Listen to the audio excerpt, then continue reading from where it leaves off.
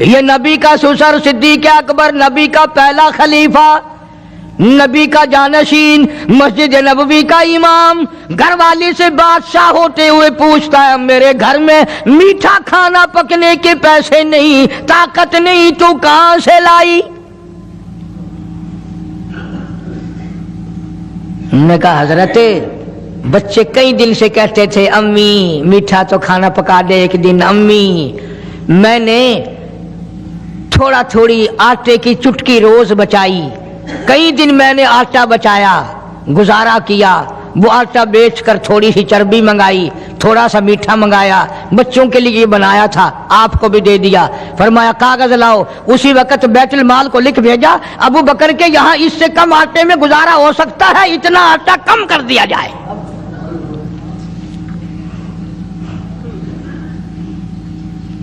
تم کیا جانو ابو بکر کون ہے؟ کبھی کسی بوڑھی نے، کبھی کسی بہو نے، کبھی کسی نے دھی نے کہا کہ آؤ آج ابو بکر صدیق کی نیاز پکاتے ہیں۔ نظر اللہ نیاز حسین، نبی کے یار کا نام نہ لینا کبھی بھی۔ امام الانبیاء محبوب کبریا حضرت محمد مصطفیٰ صلی اللہ تعالی علیہ وسلم نے فرما دیا او لوگوں، امت کے تمام لوگوں کا میں نے احسانات کا بدلہ چکا دیا، سب کے قرضے چکا دیے، سب کے لینے دینے میں نے برابر کر دیے، پر او میرے اللہ ابو بکر کے احسانات کا بدلہ تو دے سکتا ہے، میں نہیں دے سکتا۔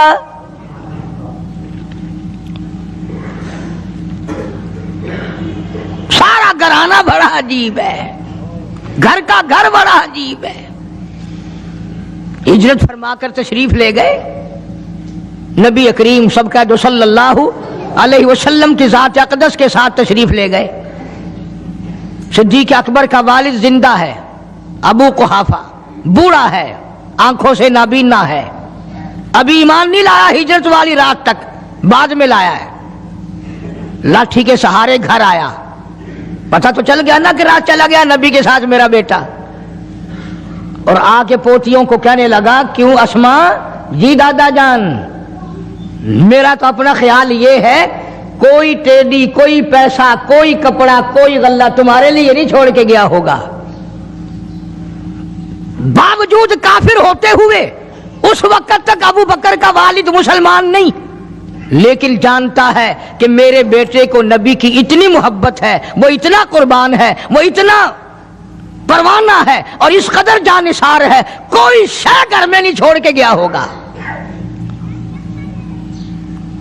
سیدہ اسماء رضی اللہ تعالی عنہا چھوٹی سی بچی ہے صدیق اکبر کی، کہتی ہے کہ میں نے ایک ہیلا بنایا، ہمارے یہاں دیوار میں ایک آلہ سا میرے والد نے بنا رکھا تھا، اس میں پیسے رکھتے تھے، تو میں نے وہاں یہ مٹی کے ٹوٹے ہوئے برتنوں کے ٹھپ پر ڈال دیے اور اوپر کپڑا ڈال دیا، اور میں نے اپنے دادا سے کہا نہیں دادا جان اب کے تو ابا جی نے حد کر دی، بہت سارا مال ہمارے لیے چھوڑ کے گئے ہیں۔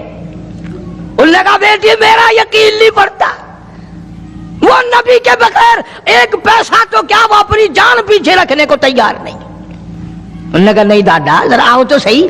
کہتی ہیں کہ میں نے اپنے دادا کا یوں ہاتھ پکڑ کے، دکھتا تو تھا نہیں، اس کپڑے کے اوپر پھیر دیا کہ دیکھیے یہ آلہ ہے نا، یہ تاک جھالا کہ سب بھرا پڑا ہے۔ یہ کہنے لگا اچھا بہت اچھا کیا، تمہارا گزارا ہو جائے گا، مجھے بڑا فکر تھا، مجھے بہت پریشانی تھی، اب میں بے فکرہ ہو گیا کہ تمہارے لیے تمہارا ابا کھانے پینے کے لیے تو چھوڑ گیا۔ سیدہ اسماء کہتی ہیں حالانکہ جس وقت میں نے یہ کارروائی کر کے دکھائی ہم 2 دن کے بھوکے تھے۔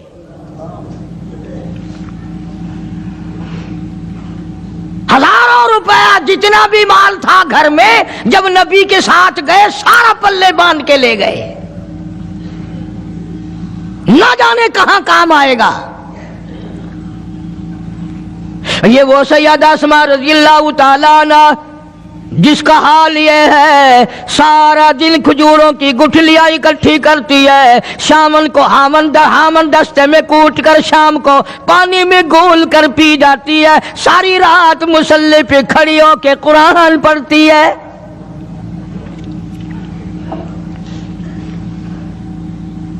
عجیب قسم کا گھرانہ ہے صدیق اکبر رضی اللہ تعالیٰ عنہ کا۔ غربت نہیں تھی، سارے کا سارا قربان کر کے غربت بنا دی. نہیں دیکھا آل کو، نہیں دیکھا مال کو، نہیں دیکھا اپنی جان کو، سب کچھ قربان کر دیا. امام الانبیاء محبوب کبریا حضرت محمد مصطفیٰ صلی اللہ تعالی علیہ وسلم نے اس قدر رفاقت جوڑی، اس قدر یاری بنائی کہ کبھی بھی الگ نہیں ہوئے. آج تم قرآن پڑھتے ہو، قاری حنیف قرآن پڑھتا ہے، کیا اثر ہوگا کسی پہ؟ جناب ابو بکر صدیق رضی اللہ تعالیٰ عنہ مکہ مکرمہ میں نماز کی نیت باندھ کر قرآن کریم کی تلاوت کرتے ہیں. علماء نے لکھا ہے کہ پہاڑ بھی ہلنے لگ جاتے تھے. اور کافروں نے نبی پاک سب کا جو صلی اللہ علیہ وسلم سے شکایت کی کہ اپنے ابو بکر کو کہو یہ رات کو قرآن زور سے نہ پڑھے، ہمارے بیوی بچوں پہ اثر ہوتا ہے، ہمارے بچے مسلمان بننے کے لیے تیار ہو جاتے ہیں، ہماری عورتیں قرآن سن کر کفر چھوڑ کر مسلمان بننے کو تیار ہو جاتی ہیں. ابو بکر سے کہو یہ آہستہ قرآن پڑھا کرے. یعنی اس کی زبان میں اس قدر تاثیر تھی اور اس قدر اللہ تبارک و تعالیٰ نے خوف رکھا تھا، جو صدیق کی زبان سے قرآن سنتا تھا مسلمان بننے کے لیے تیار ہو جاتا تھا. آج ہم قرآن پڑھیں، حدیث پڑھیں، کچھ بھی پڑھیں، اثر نہیں ہوتا. کیسے ہو؟ ہمارے یہاں دلوں میں جگہ ہو جبھی تو بات بنے. اس لیے قرآن کریم کہتا کلا بل ران علی قلوبہم ما کانوا یکسبون. گناہ کرتے کرتے، حرام کھاتے کھاتے اس قدر دل کالے ہو گئے، اب قرآن کے لیے، دین کے لیے، ایمان کے لیے گنجائش کوئی نہیں، اندر گنجائش ختم ہو گئی، سارا دل بھر گیا. فرمایا کلا انہم عن ربہم یومئذ لمحجوبون. ہرگز ایسا نہیں جو لوگوں کا خیال ہے، دین ان کے خیالات پہ نہیں چل سکتا. جناب ابو بکر صدیق رضی اللہ تعالیٰ عنہ بیمار ہیں، آخری وقت قریب ہے. اللہ اللہ. سیدہ عائشہ صدیقہ رضی اللہ تعالیٰ عنہ کے ہاتھ میں نیا کپڑا دیکھا، بیٹی کے ہاتھ میں نیا کپڑا دیکھا. صدیق اکبر رضی اللہ تعالیٰ عنہ نے فرمایا بیٹی یہ کپڑا کیسا ہے؟ عرض کی ابا جان کفن کے ارادے سے منگوا لیا ہے، نہ جانے کس وقت ضرورت پڑ جائے گی، مجھے خطرہ ہے، اندیشہ ہے، آپ کا آخری وقت ہے، میں نے کفن کے لیے کپڑا منگا لیا ہے. اللہ اکبر. ناراض ہوئے. فرمایا عائشہ وعدہ کرو مجھ پر نیا کفن نہیں ڈالو گی. عائشہ یہ کپڑا جو تو نے کفن کے لیے منگایا مدینے کی کسی بیوہ کو دے دینا، سر پہ ڈال کے پردہ کر لے گی. عائشہ کسی یتیم کو دے دینا، وہ اپنا کرتا بنا لے گا، وہ غریب اپنا ننگ ڈھک لے گا، مجھے نئے کفن کی کوئی ضرورت نہیں. اللہ کے یہاں کفن نہیں دیکھے جاتے، اس کے یہاں تو اعمال دیکھے جاتے ہیں.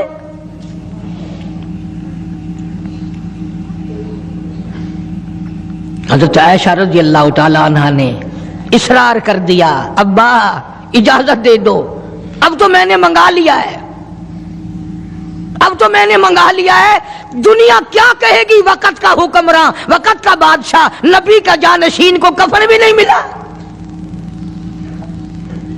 پھر دوسرا رخ اختیار کیا ہے صدیق اکبر سب کا جو رضی اللہ تعالیٰ عنہ.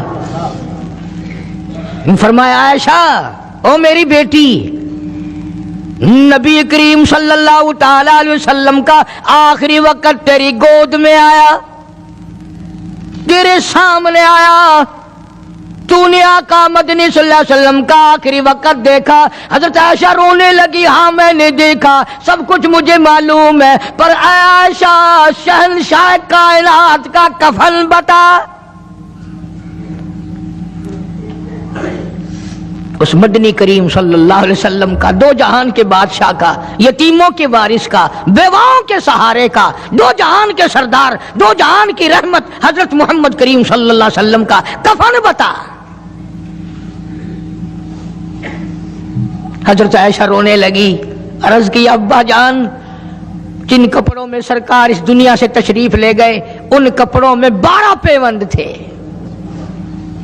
12 ٹاکیاں تھی۔ فرمایا عائشہ پھر تیرا کیا خیال ہے، میرا محبوب ٹاکیوں میں گیا ہو میں نئے پہن کے جاؤں؟ جن کپڑوں میں میری وفات ہو یہی میرے کفن میں استعمال کرنا، یہی کپڑے مجھے کفن میں دے دینا جو میرے جسم پہ ہیں، اس لیے کہ جب میں اپنے آقا سے ملوں گا تو شرمندگی نہ ہو۔ اور آج ذہن یہ ہے کہ میت کے کپڑے کو ہاتھ بھی نہ لگانا، پہننا تو درکنار، ہاتھ لگانے کو تیار نہیں، گھر میں رکھنے کو تیار نہیں، یوں لکڑی سے اٹھا کر پرے پرے پھینکتے ہیں، آگ لگاتے ہیں، نہلانے والے کو دے دیتے ہیں، وہ بھی نہیں پہنتا، یوں ہی گلیوں میں نالیوں میں پھینک جاتا ہے۔ نہ تیرا باپ مرا، جب تجھے نفرت ہے کپڑوں سے، مردہ نوانے والے کا وہ ماما لگتا ہے، وہ کیوں پہنے؟ عرض کرنے کا مقصد یہ کہ ان حضرات کی زندگی تو دیکھو، اور وفات شریف سے پہلے 2.5 برس جو وظیفہ لیا، جو تنخواہ لی سرکاری خزانے سے، خیبر کی زمین بیچ کر صدیق اکبر رضی اللہ تعالیٰ عنہ نے 2.5 برس کی تنخواہ کا حساب کر کے وہ ساری تنخواہ جو لی تھی بیت المال میں واپس داخل کر کے پھر دنیا سے رخصت ہوئے۔ جو تنخواہ لی تھی 2-2.5 سال میں وہ ساری کی ساری واپس کر دی جناب ابو بکر صدیق رضی اللہ تعالیٰ عنہ نے، کہ میں مسلمانوں کا پیسہ کھا کے نہیں مرنا چاہتا، چاہے تنخواہ کے طور پر تھا، کل قیامت میں میرے لیے رکاوٹ نہ بن جائے۔ آج مجھے اور آپ کو تو یہ تلاش بھی نہیں کہ اپنا حلال کے پیسوں سے کفن تو بنا کے رکھ لیں۔ ایئر کنڈیشن کا ہر وقت ذکر ہے، گھر میں ہونا چاہیے، فریج ہونا چاہیے، پنکھے ہونے چاہیے، یہ ہونا چاہیے، کار ہونی چاہیے، موٹر ہونی چاہیے، یہ ہونا چاہیے، اور کبھی گھر میں یہ ذکر بھی ہوا کہ حلال کا کفن بھی ہونا چاہیے۔ وہ کدھر سے آئے گا؟ اس کے لیے کون انتظام کرے گا؟ کون ہم نے گھر میں پیدا کر رکھا ہے جو اس وقت یہ بات دیکھ کر کفن لائے گا؟ اس لیے قرآن کریم نے اعلان کر دیا، لوگوں اپنا سب کچھ پاک صاف بن کے دنیا سے جاؤ، اپنا بدن بھی پاک ہو، عمل بھی پاک ہو، پیٹ بھی پاک ہو، کفن بھی پاک ہو۔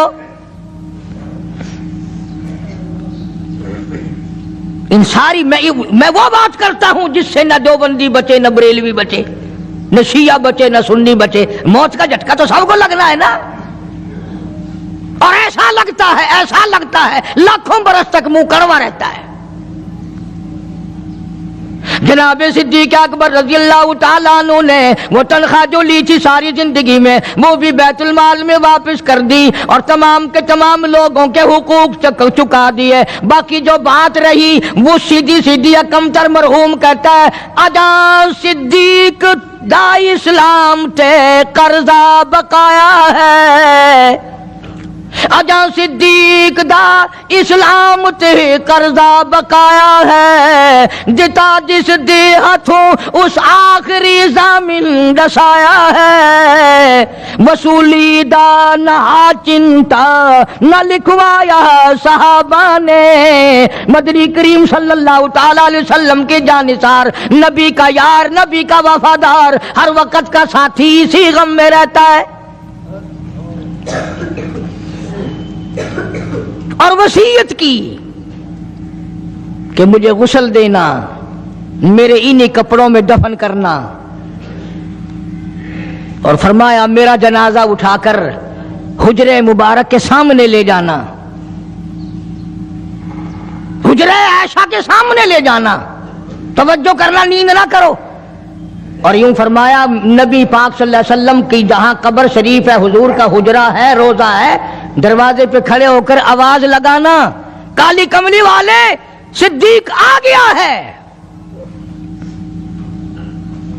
فرمایا اگر اجازت ہو تو اندر دفن کرنا اور اگر اجازت نہ ہو تو جنت البقیع میں لے جانا۔ علماء کہتے ہیں کہ جب میت کو جا کر کے روضہ اقدس صلی اللہ علیہ وسلم کے سامنے رکھا اور آواز لگائی تو دروازہ خود بخود کھل گیا اور آواز آئی دیر نہ کرو، محبوب کو محبوب سے ملا دو۔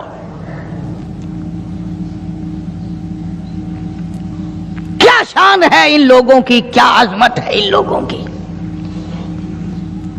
ساری زندگی اس محبت میں، عظمت میں، اکرام میں گزاری جو اس کائنات میں کوئی اس قدر اکرام کر نہیں سکتا۔ مدینہ پاک میں ایک وقت ایسا بھی آیا کہ دشمنوں نے مدینے کے گورنر کو گانٹھ لیا، اس کو رشوت دی، پیسے دیے اور کہا کہ ہمیں اجازت ہونی چاہیے، ہم روضہ اقدس کو کھود کر ابو بکر صدیق اور فاروق اعظم کی لاشیں نکالنا چاہتے ہیں یہاں سے۔ چنانچہ حاکم وقت نے پیسے کھا کر اجازت دے دی۔ شمس الدین سراج ایک بزرگ ہے جو اس وقت مدینہ پاک یعنی روضے کے متولی ہیں، مسجد نبوی کے متولی ہیں، گنبد خضرا صلی اللہ علیہ وسلم کے محافظ اور نگہبان ہیں۔ وہ فرماتے ہیں کہ رات آدھی جب گزری تو کنڈی کھٹکی مسجد کی، میں نے کنڈی کھول دی تو مجھے حکم ملا کہ تم خاموش رہو، اگر آواز نکالو گے سر اتار دیا جائے گا۔ ایک آدمی اندر داخل ہوا، دوسرا داخل ہوا، تیسرا آیا، کسی کے ہاتھ میں کسی، کسی کے ہاتھ میں گنتی، کسی کے ہاتھ میں ٹوکری، کسی کے ہاتھ میں تسلا مٹی اٹھانے والا، سب کے سب یوں لے کر داخل ہو رہے ہیں۔ اور مجھے یہ کہا گیا کہ یہ جو کچھ کرتے ہیں روکنا نہیں، کسی کو بتانا نہیں۔ شمس الدین سراج بزرگ رحمت اللہ علیہ کہتے ہیں وہ جب 40 کے 40 اندر داخل ہو گئے، پچھلے نے مجھے اشارہ کیا دروازہ بند کر دے، اب کسی اور کو اندر نہ آنے دینا۔ وہ اللہ والا کہتا ہے مجھے بتا تو دیا گیا تھا دونوں جلیل القدر صحابہ حضرت شیخین کی بے ادبی کریں گے، قبر کھود دیں گے، ان کی میت نکال لیں گے۔ فرماتے میں نے دروازہ بند کر دیا، میں سجدے میں گر گیا، مولا او میرا بس نہیں، میرا کوئی چارہ نہیں، میری حکومت نہیں، میری فوج نہیں، میرا لشکر نہیں، میرے پاس توپ نہیں، میرے پاس لشکر نہیں، او میرے مولا میں نے سنا ہے جیسے نبوت کا محافظ تو ہے، اسی طرح صدیق کی صداقت کا، فاروق کی عدالت کا بھی تو ہی نگہبان ہے۔ مولا میری موت بھیج دے، میں نہ دیکھوں۔ شمس الدین سراج بزرگ کہتا ہے کہ اللہ کا حکم ہوا، میں نے بھی دعا تو کی تھی رو رو کے، میرے دیکھتے دیکھتے، توجہ کرنا لفظ سمجھو، میرے دیکھتے دیکھتے مسجد نبوی میں زمین پھٹی اور بمے ٹوکریوں کے، بمے سامان کے 40 کے 40 کو زمین نگل گئی۔ اللہ تم سب کو مدینہ پاک جانا نصیب فرمائے۔ وہ جو قالین بچھے ہوئے ہیں نا، کسی پرانے عرب سے اب بھی پوچھ لینا، لمبا کالا کالا نشان لگا ہوا ہے، یہ نشانی ہے کہ وہ کالے جو تھے نا اندر کے کالے، وہ سب یہاں غرق ہوئے ہیں۔ یعنی خدا صدیق اکبر کا، فاروق اعظم کا، نبی کے یاروں کا اتنا بڑا محافظ ہے، جو بدنیت سے آئے تھے ان سب کو زمین نگل گئی۔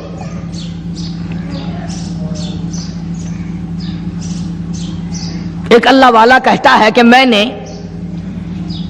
مدینہ پاک میں حاضری دی اور حضور کریم صلی اللہ علیہ وسلم کے روضہ اقدس پہ سلام پڑھا، اور میں صدیق اکبر کے موضع شریف کے سامنے کھڑا ہو کر سلام عرض کر رہا تھا، پڑھ رہا تھا۔ میں جب واپس ہٹنے لگا تو ایک آدمی مجھے کہنے لگا آپ کہاں سے آئے ہیں؟ اس نے بتایا کہ میں فلاں جگہ سے آیا ہوں۔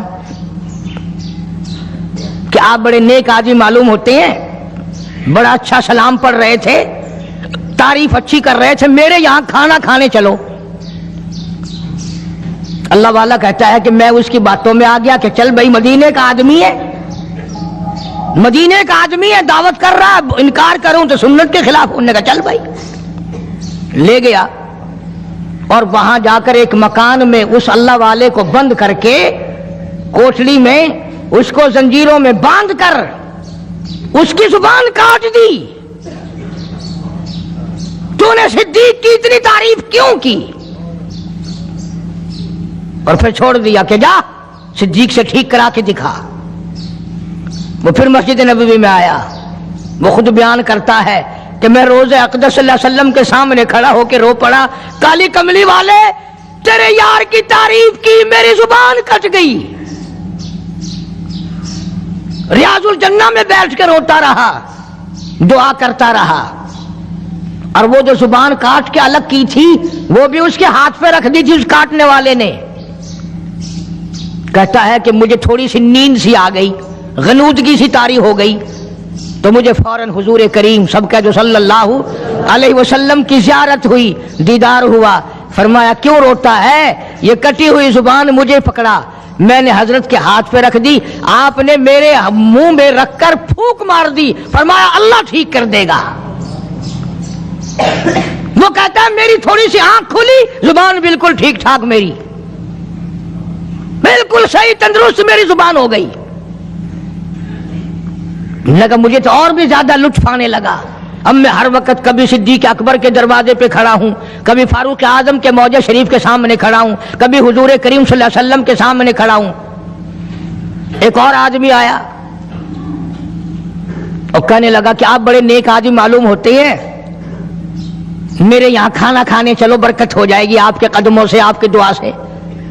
وہ اللہ والا کہتا ہے کہ میں نے تو سوچا کہ وہی ہوگا تو ٹھیک ہے، پھر کٹواؤں گا صدیق کے نام پر زبان، پھر کٹاؤں گا، پھر مزہ آئے گا۔ لگا میں اس کے ساتھ چلا گیا۔ جس وقت مجھے اس مکان میں، وہ اسی مکان میں لے کے گیا، میں سمجھ گیا کہ آج پھر وہی وقت آ گیا۔ لیکن مجھے وہ مکان میں کھڑا کر کے کہنے لگا کیا پہلے بھی آپ اس مکان میں تشریف لائے ہیں؟ کہ جی ہاں۔ کہ میرے والد لائے تھے آپ کو؟ کہ جی ہاں۔ کہ ذرا دعا کر دو، ان کا حال اس دن سے بدل گیا تھا۔ یوں لکھا کتابوں میں، اس نے وہی کمرہ حجرہ کھولا جس میں زبان کاٹی تھی، اور اس اللہ والے کو بیٹے نے دکھایا کہ اس کی اسی دن سے سور کی شکل بنی ہوئی ہے، زنجیروں میں باندھ رکھا میں نے، اندر ہی اندر میری بدنامگی ہوگی۔ اللہ والے زبان تیری کاٹی، باپ میرا تباہ ہو گیا۔ میں یہ کہتا ہوں کہ آپ لوگ بیوار سے سمجھتے ہیں ان کو، جو چاہتا ہے وہ صدیق کو بکواس کرتا ہے، جو چاہتا ہے وہ فاروق کو بکواس کرتا ہے، اور یہ بیوار سے نہیں، ان کے وارث نے تو ان کو اپنے پاس ہی سلایا ہوا ہے، اپنے ساتھ رکھا ہوا ہے۔ اس لیے قرآن کریم نے اعلان کرتے ہوئے فرما دیا اولئک ھم الصدیقون، یہ وہ صدیق اکبر ہے، یہ وہ اللہ والا ہے جس کو نبی سے بڑا پیار ہے، نبی کو اس سے بڑا پیار ہے، پروردگار عالم کو بھی اس سے بڑا پیار ہے۔ اس نے اپنا سب کچھ میرے محبوب کی ذات گرامی پہ قربان کر دیا، عزت کو عزت نہ سمجھا، سرداری کو سرداری نہ سمجھا، تمام کا تمام اپنا کردار کیا، اعمال کیا، اقوال کیا، افعال کیا، مال کیا، اولاد کیا، تمام کا تمام آقا کی ذات پہ قربان کر دیا۔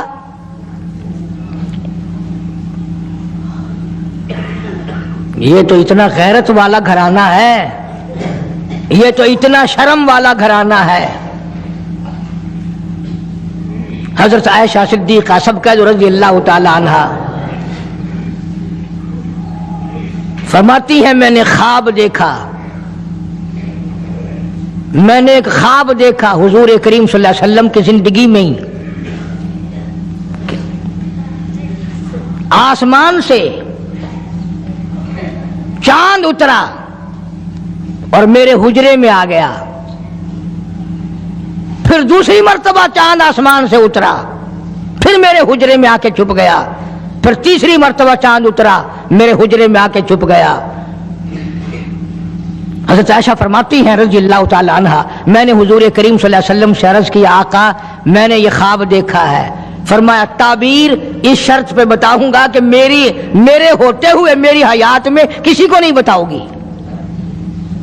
फरमाया मैं नहीं बताऊंगी। हुजूर ने फरमाया आयशा ये तेरा हुजरा है, पहला चांद इसमें मैं आऊंगा, दूसरा चांद अबू बकर आएगा, तीसरा चांद फारूक आजम यहीं आएगा। हदीस की सारी किताबों में मौजूद है।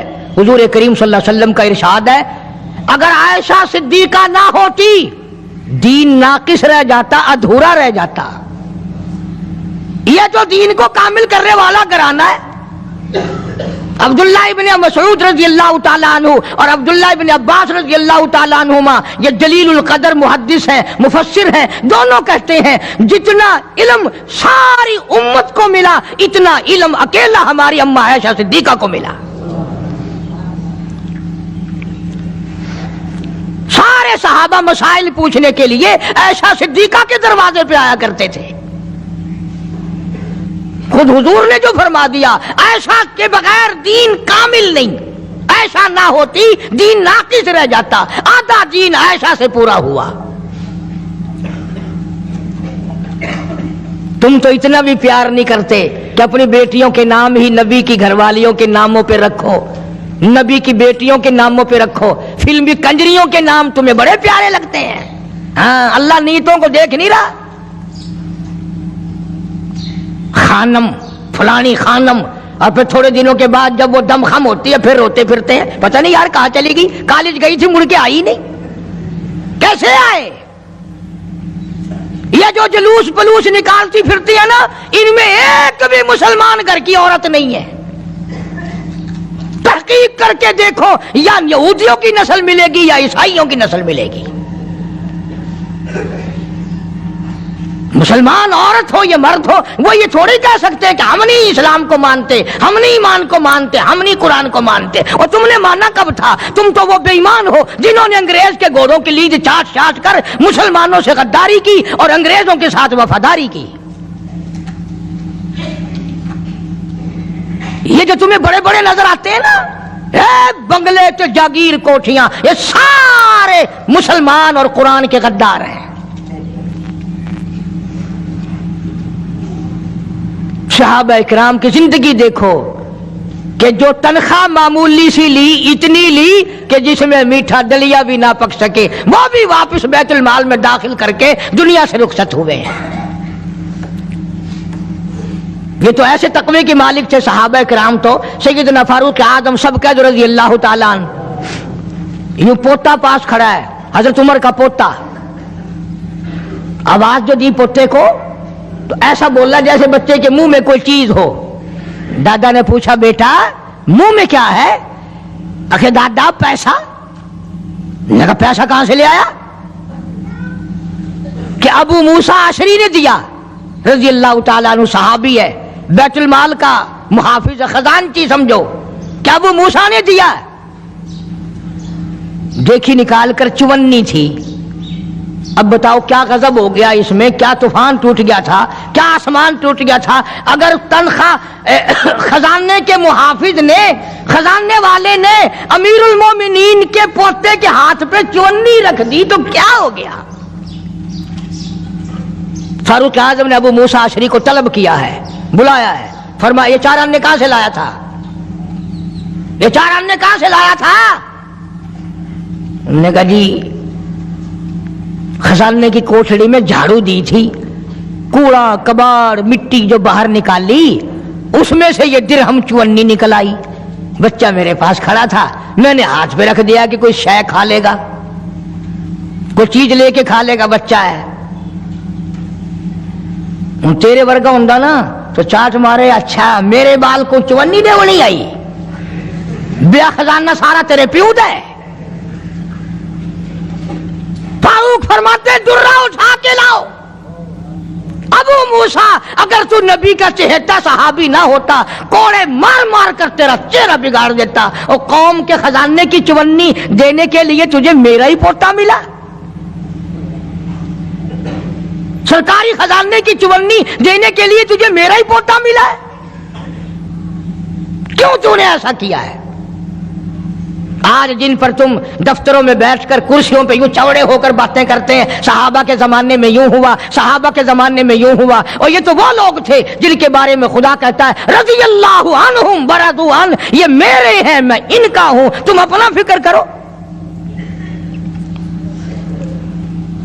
अल्लाह पाक की करोड़ा रहमतें नाजिल हो सिद्दीक अकबर के मजार पे, फारूक आजम के मजार पे और सारे सहाबा के मजारात पर। ये बड़े ऊंची शान और ऊंची अजमतों वाले लोग थे।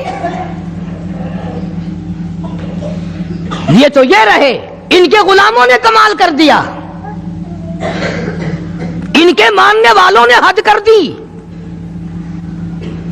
मौलाना जाफर थनेसरी रहमतुल्लाह अलैह लिखते हैं, जो अंग्रेज के मुकाबले में लड़े, कि मेरा मकान भी अंग्रेजों ने छीन लिया, मेरे छोटे छोटे बच्चों को गले से पकड़कर बाहर फेंक दिया, मेरी जमीन कुरक कर ली और मेरे पैरों में 20 शेर लोहा डाल दिया, और अंबाले से लेकर लाहौर तक घोड़ों को मारने वाली चाबुक मार मार के लाहौर लाया गया। इसके बाद फरमाते हैं कि हमें हुक्म मिला कि जाफर थनेसरी को फांसी दी जाएगी।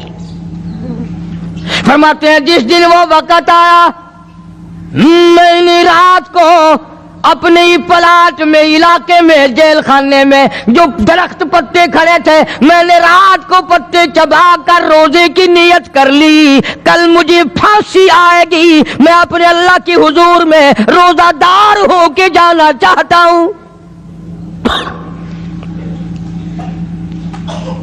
फरमाते हैं बजाय फांसी के पकड़ के बाहर ले गए, इतना मारा, सारा दिन होश ना आया।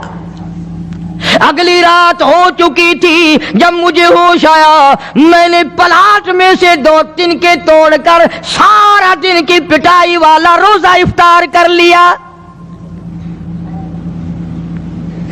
यूं ही नहीं, और फिर फरमाते हैं मुझे एक पिंजरे में बंद किया गया जिसमें नोकदार तार लगाए गए, ना मैं खड़ा हो सकता था, ना मैं बैठ सकता था, ना मैं सीधा हो सकता था।